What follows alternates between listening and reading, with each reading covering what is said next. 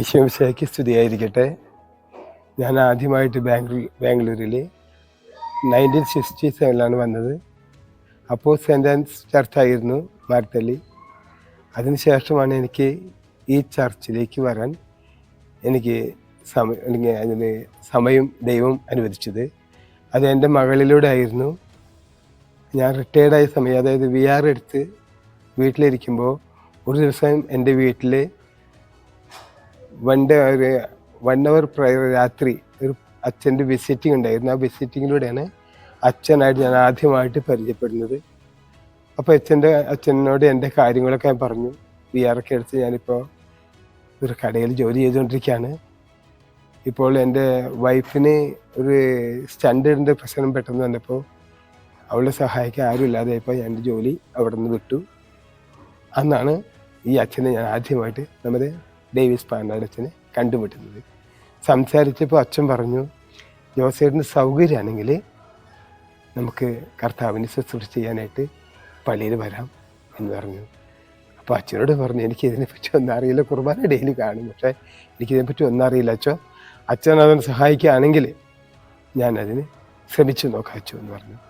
അത് എനിക്ക് തടസ്സം കൂടാതെ എൻ്റെ കഴിഞ്ഞ വർഷം വരെ, അതായത് എൻ്റെ ഓപ്പറേഷൻ ആകുന്നവരെ എനിക്ക് വലിയൊരു സഹായമായി. സത്യത്തിൽ ഞാൻ മനുഷ്യനായി ജീവിച്ചത് അപ്പോഴാണ്. കാരണം ആത്മീയ ജീവിതം കുർബാന കാണാറുണ്ടെങ്കിലും നമ്മുടെ പള്ളിയിൽ വന്ന് അച്ഛനിലൂടെ ഈ ശുശ്രൂഷ, ദൈവത്തിന് കാര്യത്തിൽ ശുശ്രൂഷ ചെയ്യാൻ കിട്ടിയ ആ വലിയ മഹാഭാഗ്യം അത് അച്ഛനിലൂടെ ദൈവം ഒരുക്കിയതാണെന്ന് ഞാൻ പൂർണ്ണമായിട്ട് വിശ്വസിക്കുകയാണ്. കാരണം എൻ്റെ ഇതിൽ അങ്ങനെ ഒരു അല്പേര ഇതൊന്നും അനുഭവം ഉണ്ടായിരുന്നില്ല. പക്ഷേ അത് ഒരു വലിയൊരു അനുഭവമായിരുന്നു എനിക്ക്. എൻ്റെ ജീവിതം ഭയങ്കരം, എത്ര പറഞ്ഞാലും മതിയാവാത്ത അത്ര നന്ദി, ദൈവത്തിന് നന്ദി പറയണം. അത് ഒരുക്കിയ എൻ്റെ ഈശോ ഒരുക്കിയത് ഡേവിസ് പാനാടത്തിന് തന്നെയാണ് ഞാൻ ധൈര്യമായിട്ടും ഞാൻ പ്രഖ്യാപിക്കും. അതിലെനിക്ക് ക്രെഡിറ്റ് ഉണ്ട് കർത്താവിൻ്റെ നാമത്തിൽ. ആ 5 വർഷം ഒരു തടസ്സം കൂടാതെ, ഒരു കുർബാന പോലും എനിക്ക് മുടങ്ങാതെ എല്ലാ കുർബാനയിലും പങ്കുകൊണ്ട് എനിക്ക് ശുശ്രൂഷ ചെയ്യാൻ ദൈവത്തിന് മുമ്പിൽ എനിക്ക് സാധിച്ചതിന് അത് കർത്താവിന് തന്ന ആ വലിയൊരു ആരോഗ്യവും സമാധാനം സന്തോഷമാണ്. അത് അച്ഛനിലൂടെ എനിക്ക് നേടിത്തന്നതുമാണ്. അപ്പോൾ ഒരിക്കലും അച്ഛനെ എനിക്ക് മറക്കാൻ സാധ്യമല്ല. എൻ്റെ ആത്മീയ ജീവിതത്തിലേക്ക് ഞാൻ പറഞ്ഞത്, അതുവരെ ജീവിതം നല്ല ജീവിതം അല്ലെങ്കിലും ആത്മീയ ജീവിതത്തിൽ കടന്നു വരാൻ കാരണം എൻ്റെ പാനാടച്ഛൻ തന്നെയാണ്. അതൊരിക്കലും മറക്കാൻ പറ്റില്ല. അതിനുശേഷം എനിക്ക് പല ആക്സിഡൻറ്റുകളും ഉണ്ടായിട്ടുണ്ട് ഈ സർവീസിൽ.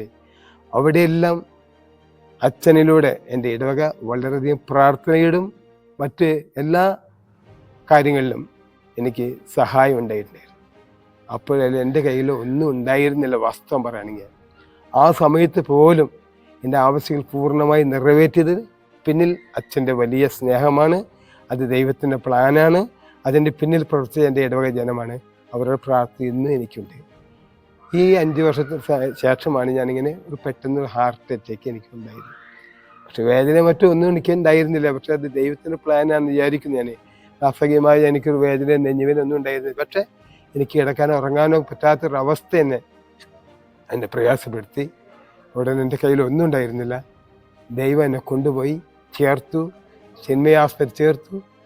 അവിടെ വണ്ടി അഡ്മിറ്റായി.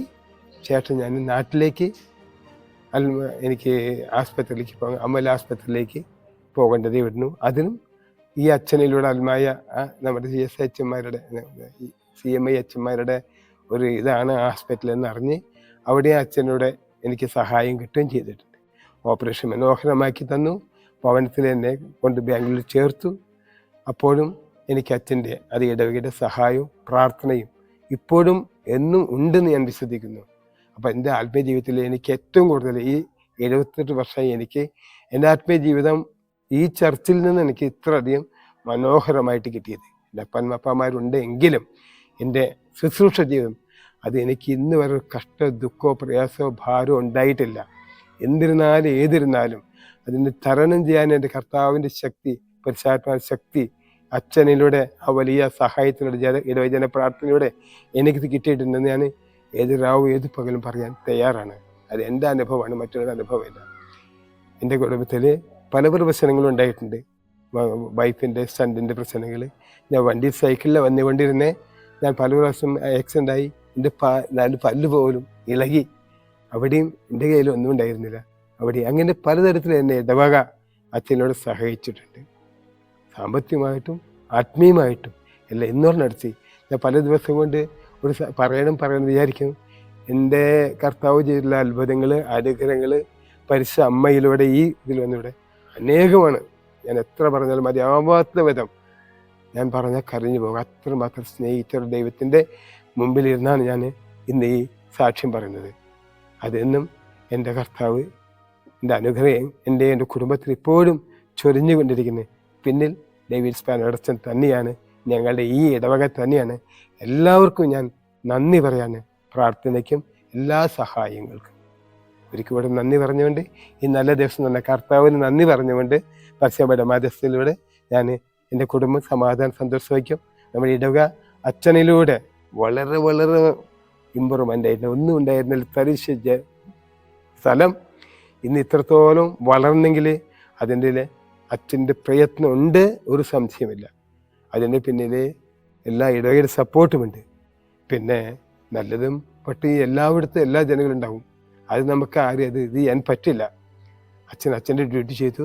അത് ഞങ്ങളുടെ ഇടവയ്ക്ക് വേണ്ടി, ഞങ്ങൾക്ക് വേണ്ടി തന്നെ ചെയ്തത്. അച്ഛൻ എടുത്ത് കൊണ്ടുപോകാനല്ല. അത് അച്ഛൻ ചെയ്ത ഓരോ കാര്യങ്ങളും ഇമ്പ്രൂവ്മെൻറ്റ് ഇനിയും ചെയ്തുകൊണ്ടിരിക്കുന്ന ബാധ്യത എടുത്തിട്ട് അച്ഛൻ പറഞ്ഞു, സ്വയം ആ ക്രെഡിറ്റിനെ ഏറ്റെടുത്തിട്ട് നമ്മൾ വിശ്വസിച്ച് തന്നെയാണ്, കർത്താവ് വിശ്വസിച്ചുകൊണ്ടാണ് മുന്നോട്ട് പോകുന്നത്. അത് ഞാൻ എന്നും നന്ദി പറയുന്നു. എൻ്റെ കുടുംബവും നന്ദി പറയുന്നു. എൻ്റെ ഇടവകയും നന്ദി പറയും.